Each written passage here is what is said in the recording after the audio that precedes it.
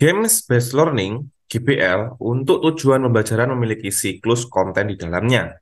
Salah satu konten yaitu penilaian atau judgement, umpan balik, perilaku yang diharapkan muncul pada peserta didik terlibat dalam permainan tersebut, serta adanya sesi diskusi.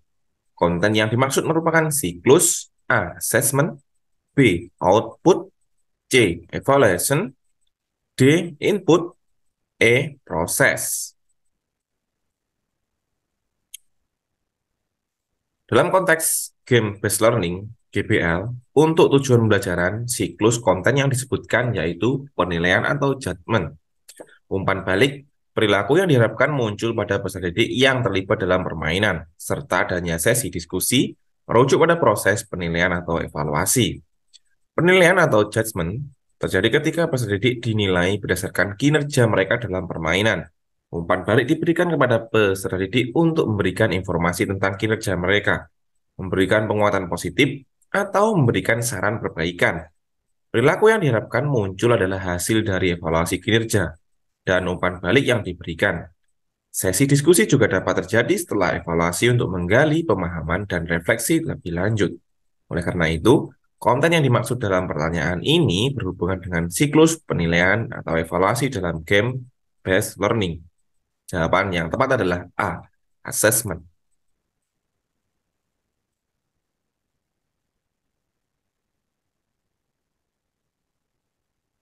Nomor 2, pengembangan keprofesialan guru dengan cara berhasil melaksanakan penemuan baru, menyampaikan hasil pengembangan atau hasil modifikasi sebagai bentuk kontribusi guru terhadap peningkatan kualitas pendidikan merupakan A. Karya inovatif, B. Strategi pengembangan, C. Diklat fungsional, D. Pengembangan diri, E. Publikasi ilmiah. Pengembangan keprofesialan guru dengan cara berhasil melaksanakan penemuan baru, menyampaikan hasil pengembangan, atau hasil modifikasi sebagai bentuk kontribusi guru terhadap peningkatan kualitas pendidikan merupakan bentuk karya inovatif. Karya inovatif mengacu pada upaya guru untuk menciptakan atau mengembangkan sesuatu yang baru atau memodifikasi sesuatu yang sudah ada dengan tujuan meningkatkan praktek pembelajaran atau hasil belajar peserta didik. Hal ini dapat berupa penggunaan metode pengajaran baru, pengembangan materi pembelajaran yang kreatif, pemanfaatan teknologi dalam pembelajaran, atau pendekatan pembelajaran yang inovatif lainnya. Mulai karya inovatif, guru dapat memberikan kontribusi yang signifikan terhadap peningkatan kualitas pendidikan. Dengan menciptakan atau mengembangkan sesuatu yang baru, guru dapat memberikan pengalaman pembelajaran yang lebih menarik, relevan, dan efektif bagi peserta didik. Selain itu, dengan menyampaikan hasil pengembangan kepada rekan guru, mereka juga berbagi pengetahuan dan praktek terbaik dalam rangka memperkaya dan memajukan bidang pendidikan. Jawaban yang tepat adalah karya inovatif.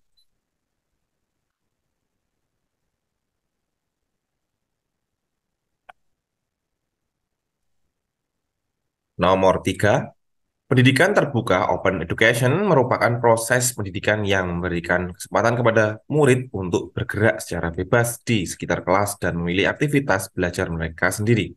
Sedangkan guru hanya berperan sebagai fasilitator dan pembimbing. Konsep tersebut merupakan penerapan teori belajar A. Rekonstruktivistik, B. Kognitif, C. Humanistik, D. Behavioristik, E. Konstruktivistik.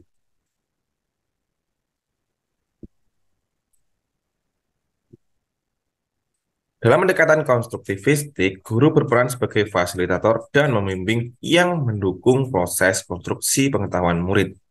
Mereka membantu murid dalam merencanakan dan mengelola pembelajaran mereka, memberikan sumber daya dan dukungan yang diperlukan, serta mendorong refleksi dan pemahaman yang mendalam melalui analog interaksi, melalui dialog dan interaksi. Pendekatan konstruktivistik menekankan bahwa belajar merupakan proses aktif dan pribadi, di mana individu membangun pengetahuan mereka sendiri melalui pengalaman dan refleksi. Oleh karena itu, pendidikan terbuka yang memberikan kebebasan dan otonomi kepada murid, memberikan kebebasan dan otonomi kepada murid untuk mengatur aktivitas belajar mereka sendiri sesuai dengan minat dan kebutuhan mereka sesuai dengan prinsip-prinsip konstruktivistik. Jawaban yang tepat adalah E. Konstruktivistik.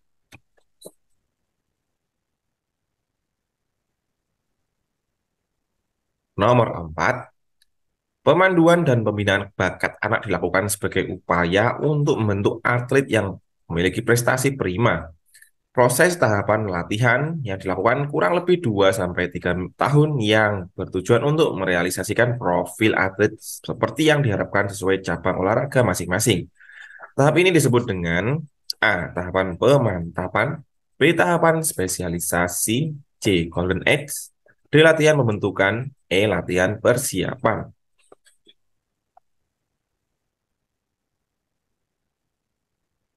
Proses tahapan latihan yang dilaksanakan selama kurang lebih 2 sampai 3 tahun untuk merealisasikan profil atlet sesuai dengan cabang olahraga masing-masing disebut sebagai tahapan latihan pembentukan. Tahapan latihan pembentukan merupakan tahap awal dalam pengembangan atlet, di mana fokus utamanya adalah membangun dasar-dasar fisik, teknik, dan taktik olahraga. Pada tahap ini, atlet diberikan latihan dan pembinaan yang komprehensif untuk memperkuat kekuatan fisik, mengembangkan keterampilan teknis, dan memahami strategi taktik yang diperlukan dalam cabang olahraga yang dipilih. Tahapan ini juga penting untuk membentuk pola latihan, kebiasaan, dan disiplin yang diperlukan untuk mencapai prestasi prima di masa depan. Atlet akan diperkenalkan dengan berbagai aspek olahraga termasuk peraturan, kompetisi, serta aspek psikologis dan mental yang diperlukan dalam persiapan menuju prestasi. Jawaban yang tepat adalah D. Latihan pembentukan.